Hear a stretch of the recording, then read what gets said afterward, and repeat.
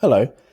Being able to write accurately in a way which makes information easy to follow is a key skill, which, as with any skill, takes a little practice. Our focus is to explore on how to use written words and phrases to therefore present this information in a way which can make you seem as confident as possible. So, how do we present information in written form? Well, there are a number of ways to present this. So, one way is to use paragraphs. And remember, we use paragraphs for a new speaker, a change of time, or a topic. Another way in which we can present information is by using adverbial phrases. These tend to end in ly, so such as firstly, suddenly, lastly, and now help to indicate the order of your ideas or when things occur.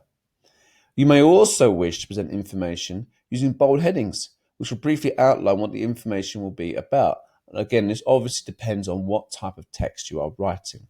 For example, as a heading, what can we do? So that would clearly show to the reader that the information below will explore what you offer, what activities or things can be done with you. Finally, if you're looking to present the information in written form, it's a good idea to begin with the subject of the sentence so that the reader is clear what it will be about. So, for example, the dog ran quickly home helps to show the reader that the dog is an important part of that sentence.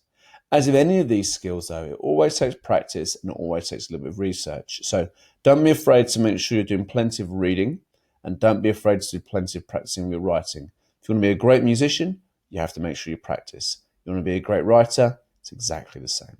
So thank you. Now it's time for you to begin to practice.